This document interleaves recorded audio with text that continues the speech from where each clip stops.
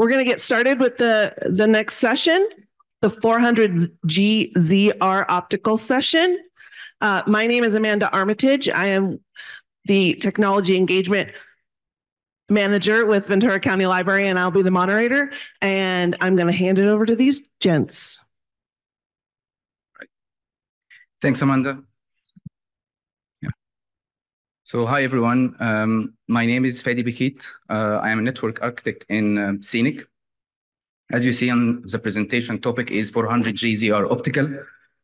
In this slide, me and Alaa Shaheen from the network engineering team are going to talk about CENIC journey in modernizing our backbone, starting from the 400G all the way to IP over WDM and even doubling the capacity to the 800G backbone.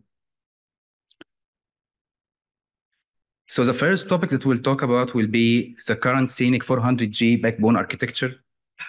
And then we are going to talk about the ongoing deployment for the aggregation router 400G line cards. And then we will discuss CENIC vision to introduce the IP over WDM solution. And at the end, Alaa is going to demonstrate the IP over WDM proof of concept, and then we'll summarize what we have discussed.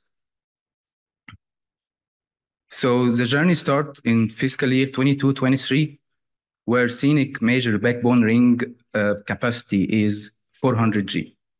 And that was achieved using discrete coherent optical transponders. So how did we get this 400G right now? In this slide, I'm presenting the solution that we are currently using to get the 400G. And as you see in the screen, it is the most common scenario in our network. Yes, sometimes there is some iteration from this design, but this is the most common scenario. So typically there is a main three component is the L3 router, the Juniper MX10008, equipped with 100G line card. And then we have our transponder or muxponders, the Cisco NCS 1004, that's equipped with a 400G module. And typically there will be a line system with a ROADM card, the SMR or WSS, that is connected to our infrastructure using an E-leaf fiber that's provided from Lumen. So how did we get this 400G? Simply, we just connect the 4 by 100G links on that aggregation router to the NCS 1004. The NCS 1004 transponder is going to multiplex this 4 by 100G, we can call it the gray signal, over its client interfaces into one 400G DWDM C-band signal. And then the line system function is to multiplex this or add this signal over the combined DWDM signal and carry it over the dark fiber all the way to the other side, and then the process is repeated. So the main idea here is that we are doing 4 by 100G lags, we are using muxponders, and then we are having the LC line systems, the NCS2K line systems that we are currently using over most of our routes. So being said, by fiscal year 22-23, CENIC has deployed 16 Cisco NCS 1004 transponder, thanks to our engineering team and all of the efforts that has been done. And then the NCS 1004 transponder, we were able to achieve 400G capacity on all of our 8 links that you see here. This is the major backbone links. You can see all our 7 routers that makes the major backbone links. So you can see here that most of our links, we were able to get 400G either by a single wavelength, similar to, like, for example, LA to Tustin or Tustin to San Diego. Sometimes we're not able to get it in a single wavelength, and we get it using an inverse multiplexing of 200G wavelengths due to a length or the distance constraints, or either the routes is not flex, similar to what's happening between LA and Sunnyvale or between Riverside and Sacramento. But at the end, the key message here is we have a 400G links between all of our aggregation routers. So the journey did not stop here. And as we speak right now in fiscal year 23-24, CENIC is deploying 400G line cards on our aggregation routers. What is this 400G line cards that we are using? So here I'm introducing the Juniper MX10008 400G line card, which is known as the LC9600. As you see in the screen on the right side, this is a diagram or a photo for the LC9600 line card. It's a single slot line card. It has 24 QSF PDD ports, and it's equipped with the powerful Trio 6 chipset. So it shows this line card and actually brings for CENIC a lot of values. Here I summarize the values that I feel like it is the most important advantage for these cards that we can get. So the first advantage is that it delivers high capacity because of the 24 QSF PDD ports. Each one of them is supporting 400G, so we can get 24 by 400G capacity. So it delivers high capacity, support our vision for a high capacity backbone links. Also, it's future ready. It does not only support the gray optics ER and FR, but it also supports ZR and ZR+. Good thing about it is that it's supported without any limitation on any port. So you basically can use it on any of the optical cage without any restrictions. Last thing is that because of some of our use cases is using 100G, so it's actually backward compatible with the 100G speed or interfaces by using the breakout solution. So typically we can use the 24 ports on the LC9600 to provision 96 100GE ports using a breakout solution. So there is, by having this solution, by having this card, the solution to get a 400G has been slightly changed. So as you can see here, the same components exist, a router, transponder, and line system with the same hardware. The only difference is that we replaced, or the Juniper MX10008 right now is replaced by the new 400G line card. And typically we'll use on this line card native 400G FR optics, a gray optics that will be connected to the client interface, the 400G client interface of the NCS 1004, and the same process will be repeated all the way until it reaches the other side. So the key message here is that the 4x100G lag connection on the aggregation router is replaced by a native 400G connection between the aggregation router and transponder. I'll not speak a lot about what is the advantage here, but I think you can already feel the difference between having, or the simplicity in the design in having one interface only connected versus a four interfaces on the line card.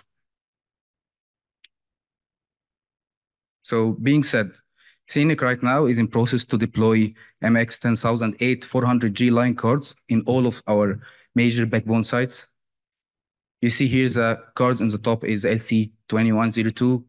It's a typical 24 by 100G line cards that we are using. So basically we are just replacing this card by the new card, the LC9600 that supports the 24 400G QSF PDD. In some cases, we do not have the MX10008 on site. So engineering team is deploying new MX10008 and then use two of these cards per router to get that 400G. So that was a summary for what has been done in the previous 2 years and what we are currently doing. But what about the future? So actually in fiscal year 24-25, CENIC has a vision to deploy IP over WDM over a modernized line system and infrastructure.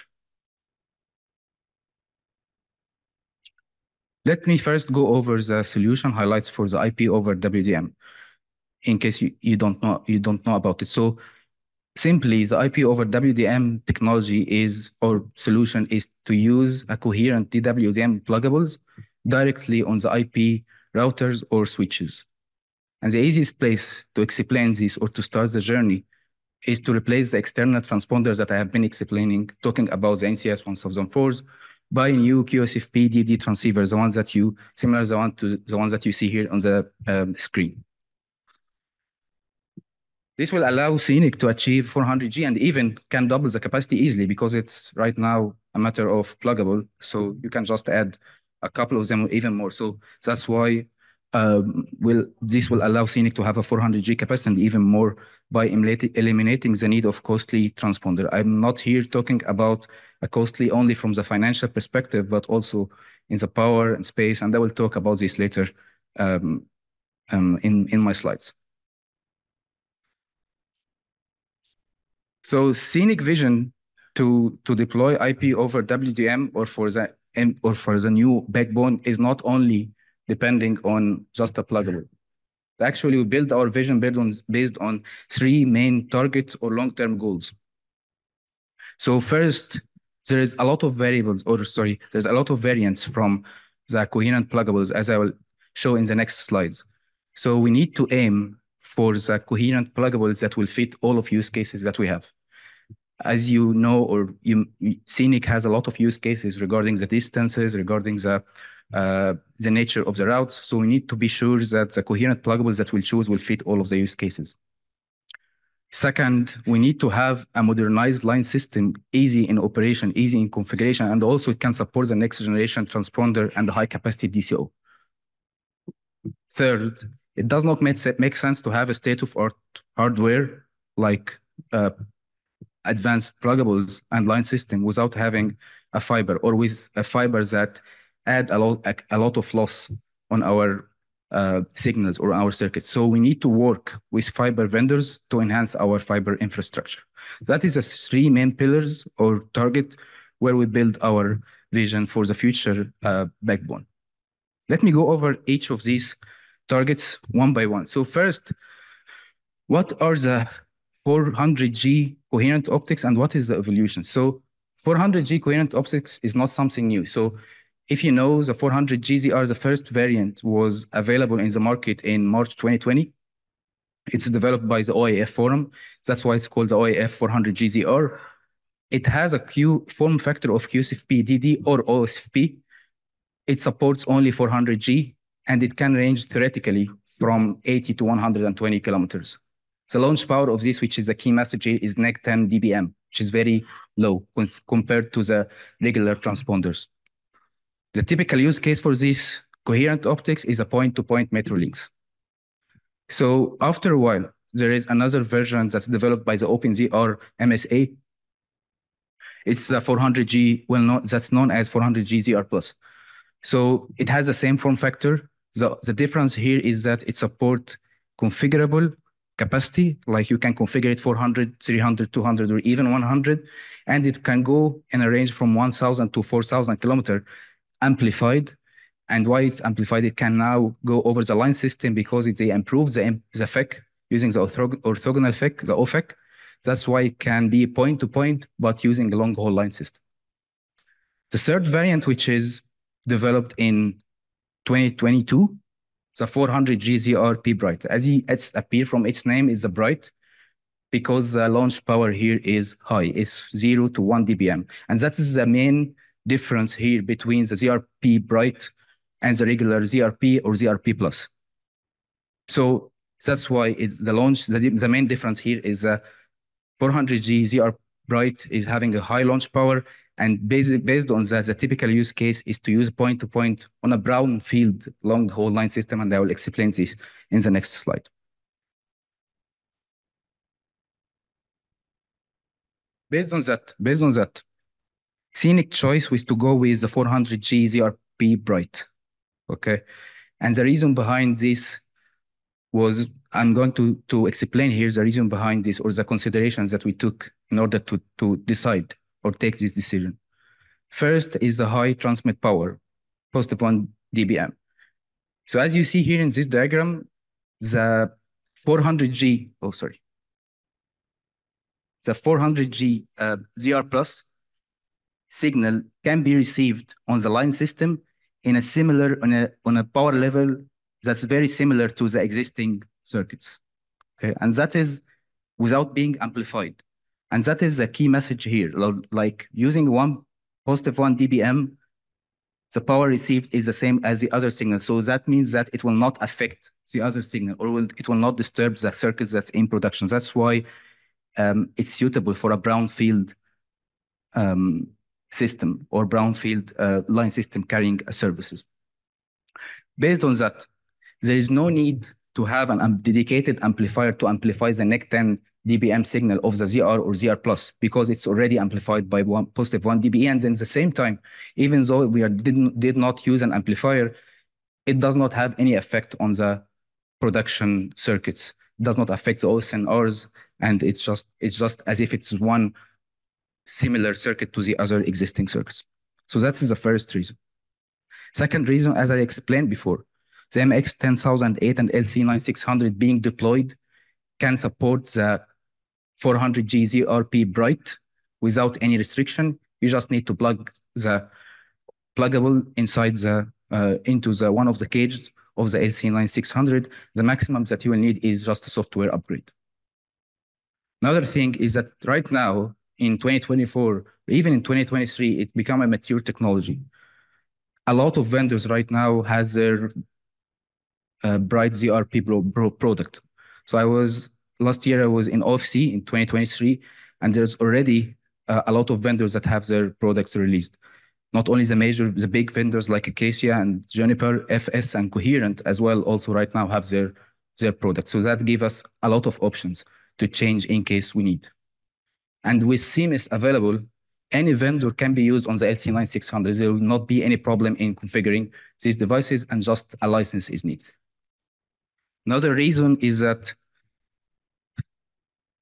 it has been like it's not a new technology for CENIC. There has been a lot of validation and trials done on CENIC network. And here in this link, if you are interested, you can see an LA to Sunnyvale 300G using Bright ZRP that was done almost like one and a half years ago.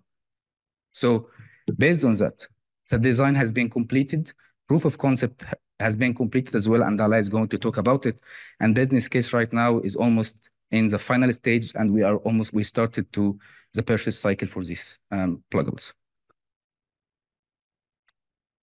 Next, modernizing the line system. So as mentioned before, one of the biggest challenges that we have is we need to modernize our line system to support these new technologies.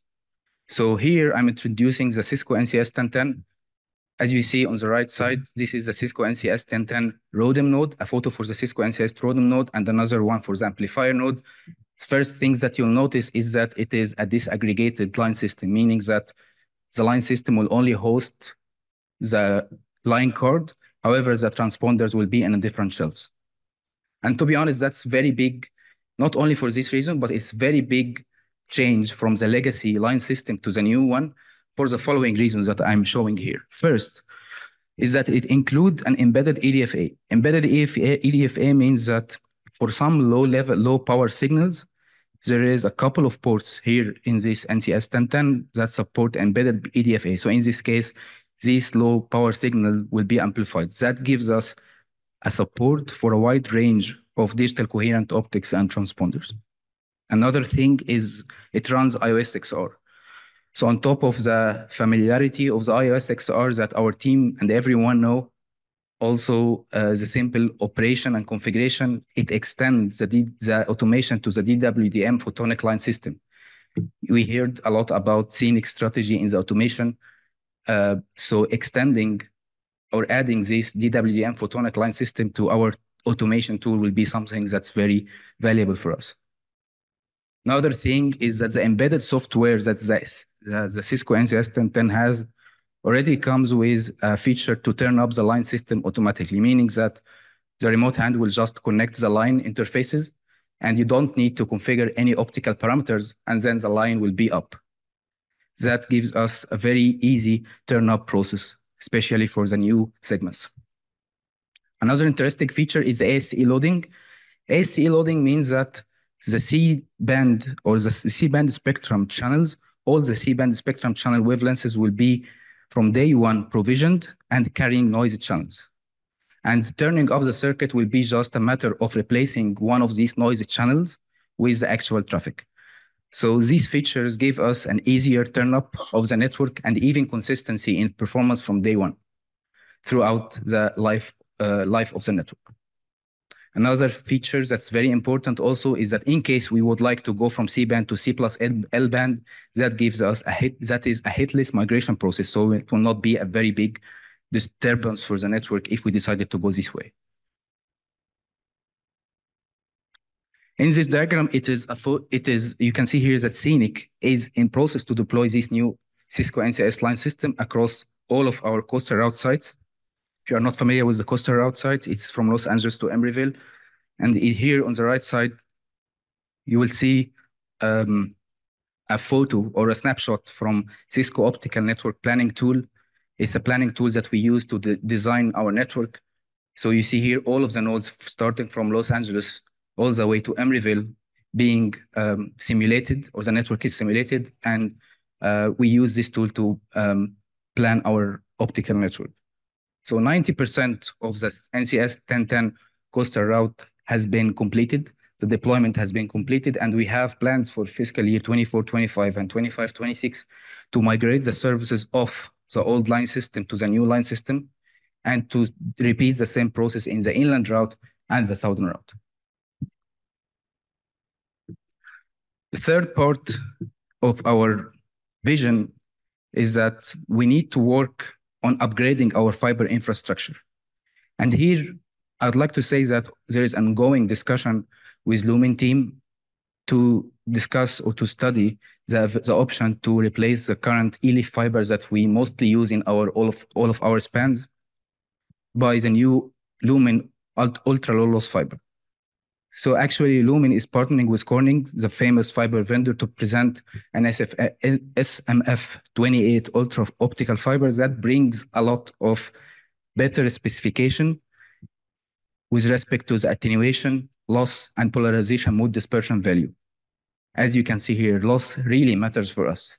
And the ultra low loss fiber loss per kilometer is 0.18 dB per kilometer at a 1550 nanometer wavelength. That's versus an 0.25 per kilometer dB per kilometer for the current E-leaf fiber.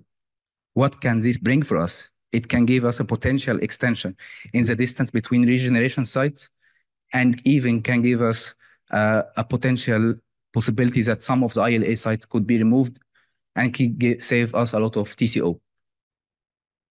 Another thing is that it will improve OSNRs. One of the biggest challenges that we face right now is on some of our long span routes, like for example, LA to Sunnyvale, we're not able to get the 400G. And that's because using a 60G baud signal. And that's because the fiber quality, the E-leaf fiber quality. So changing that with a better enhanced fiber will give us a lot of advantages. Being said, the new solution architecture will be as simple as that.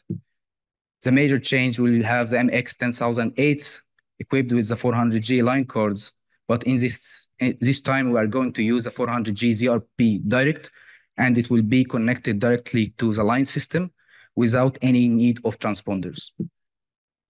Okay, and then the line system will be connected to our optical infrastructure using an ultra low loss fiber. So that is the main highlight here, is that we are replacing the optical transponder by a 400G ZRP bright pluggable. And you see, as you can see, the network or the 400G solution is now very simple. And in this diagram, I'm showing our vision to have an 800G network. So typically, our vision will not be based on IP over WDM pluggables only, but it is based on the hybrid solution, where we have, in some spans, IP over WDM. In others, we still have coherent transponders. So for example, between LA to Tustin, we have 4 transponders, 2 in each side. That's giving us 2 by 400G, which is an 800G total connection. Same thing for Tustin, San Diego, and San Diego to Riverside. However, on some other nodes, we are still going to use the NCS 1004 transponders, and we're going to inverse multiplex 2 by 200G 2 times. So that will give us an 800G capacity. And that will be on long spans like LA to Sunnyvale, or some spans that still will not be a flex route, something similar to the inland route. The values that we have from this solution is not only capacity, but it is also capital and operation saving. So here in this study, I'm showing the TCO saving estimate that we are expecting year over year. So a 45% is expected in TCO saving, 40% is expected in the CapEx saving compared to the router plus transponder pair. Not only TCO, but also the operation saving, environmental efficiency. We are expecting 54% power saving in this new solution, 77% in the space saving, and 55% carbon footprint saving. So that was the part of the solution. In the next slides, there will be interesting explanation or demonstration for a proof of concept that has been done between Emeryville and Sunnyvale. Alaa, Shaheen is going to talk about it. Ready? Hi, everyone. So as Fady mentioned, I'm going to speak about the proof of concept that we did to implement the IP over DWDM model of connectivity with 400G link capacity. So basically, the target of that test was to validate the use of 400G ZR bright optic straight into our production routers.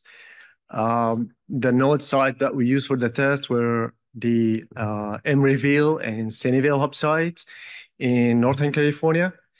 And the router that we use for the test were the MX 10008, the Juniper, where we which is LC9600, as Fady mentioned, that support the 400G native optic. Layer one wise, the span between the two nodes is around 100 kilometers, and we have an E-leaf fiber type between the two sites. So here we have a high-level diagram of the test topology. On the right, we have the MX 10008, where we install the ZR optic. And we just have a single straight fiber connection locally at the site between that ZR and the line system filter panel, which is the PRK24. This panel is can allow to connect up to 24 colorless port. And colorless mean you can connect to any available port on that panel, and you can provision whatever wavelengths you require for that service without like worrying about connecting to a specific port, like comparing to other type of panel, which is MUX, DMUX. And this will like really provide great flexibility maintenance-wise when let's say working with remote hands on site, or let's say you have a service, you need to change the wavelengths of that service in the future. It's really what you need to do. Just go to the system itself, change the wavelengths on the software, and there's no need to send someone to the site and reroute the fiber. So this is the benefit of the colorless panel. The line system in use, which is in the middle between the two nodes, is the NCS 1010, as Fady mentioned, that as we speak, we're actively deploying it or across our coastal optical route. This line system is built based on the idea of segregating the line system itself from the service card, which is mean we're no longer hosting any transborder inside the optical shelf. Everything is external, and we can just utilize the transborder that we want from the vendor we want, and at the same time, like decrease the footprint of the line system in place. So as you see here, the optical chassis is just free rack unit space chassis, and in this specific case, we're not even using an external transborder. We're just using the ZR 400G right on the router, and that's all we need to build 400G link, backhaul link, end-to-end that we did here between Sunnyvale and Emeryville. Also, I just want to add that we're not like adding any amplifier in line with the ZR optic, because as Fady mentioned, this is a bright type of the ZR, which is an enhanced version of the ZR Plus. It has a high launch power up to 1 dB, which allow it to be compatible with any, I can say, high insertion loss added drop panel. So for the sake of stress testing the link, we have deploy a traffic generator at Emeryville. We have installed 2 regular gray optic as like client facing optic on both routers at Emeryville and Sunnyvale. And we provisioned the layer one circuit between the two nodes, and we got the traffic flowing end to end. So basically, the traffic is going from the tester into the client optic, into the ZR, dropping into the line system, and then the line system will just combine it into the dark fiber with the other wavelengths and drop it at the far end at Sunnyvale, going into the physical loop and back into the same route, back to the tester or the traffic generator. So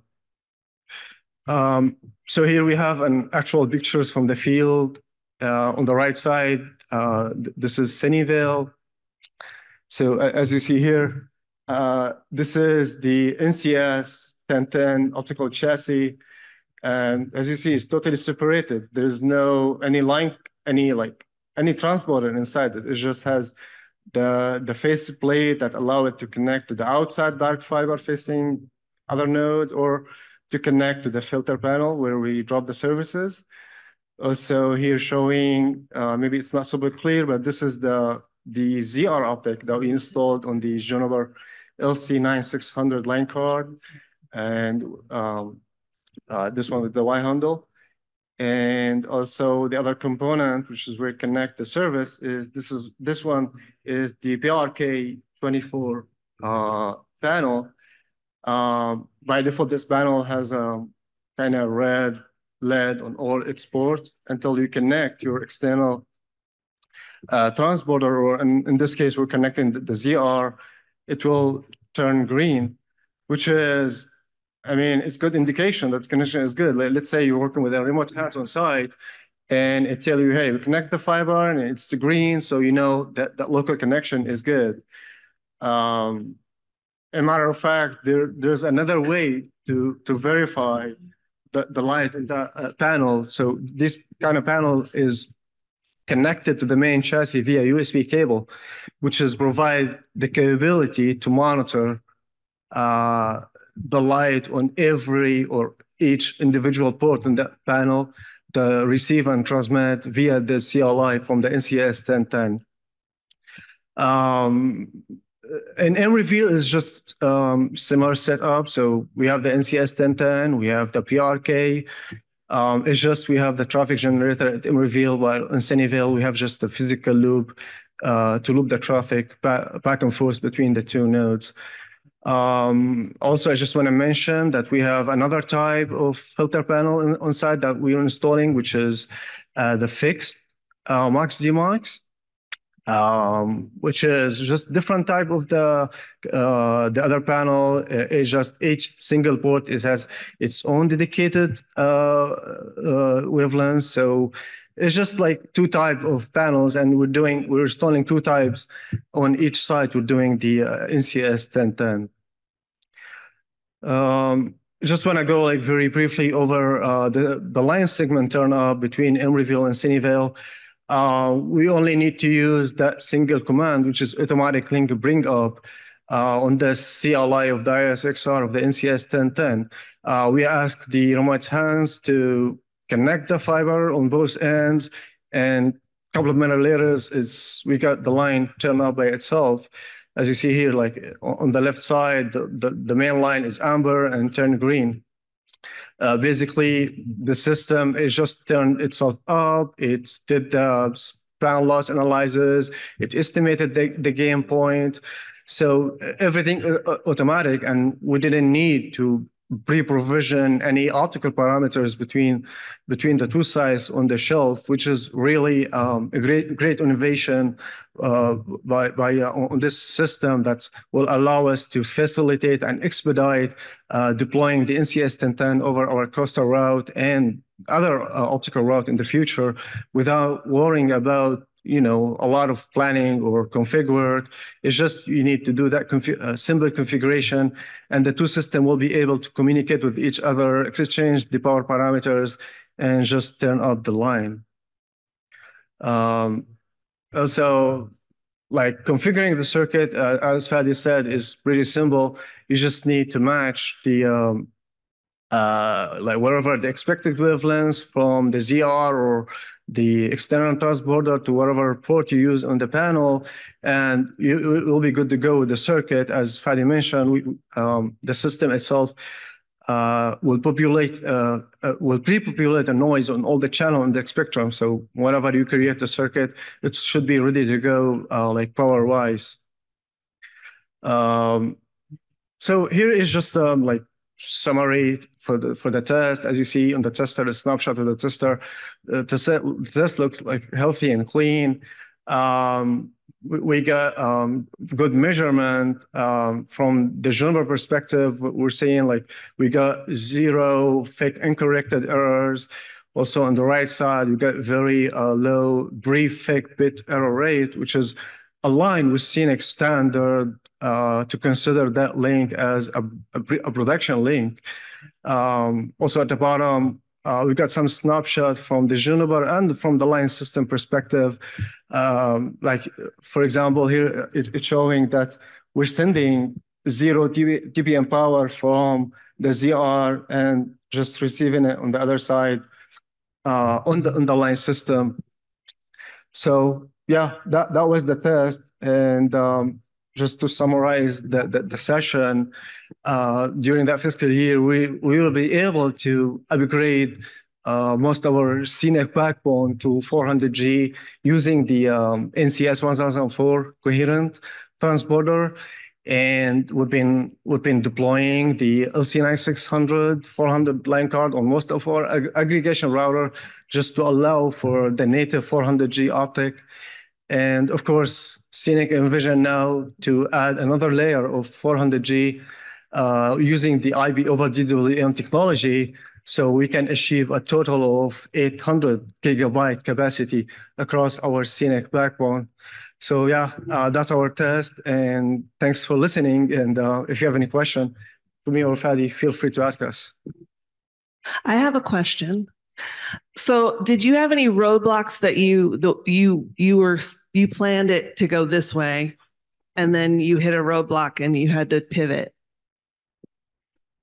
So roadblocks in what, like in the infrastructure, for example, or something like that? Yeah, like you had a vision of, okay, we're going to try this equipment, this route, this way of doing things, but that you gotten into it and realized that's not the way we have. So as I explained in one of the slides, that at the beginning we were trying to go in this IP over WDM direction, but we faced difficulty because of the versions that we have very low power. So that makes the business case like fail, because we need to have amplifiers, we need to have another hardware that added more costs. So we have to wait until we have this new version from the 400G ZR Plus, and that drive us to the first direction, is to use the first one.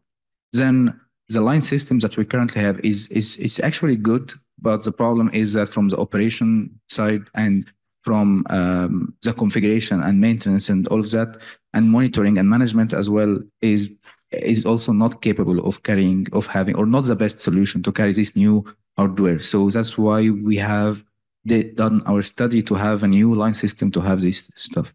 Another thing is, as I told you, like there is our fiber is really, some of them is really old. So it was a big challenge for us to carry this high quality signal over somehow some low quality fiber. So we also like did our study that, yeah, we need this time to think about enhancing or changing our infrastructure. So, yeah. Thank you. Does anyone else have any questions? I'll come to you.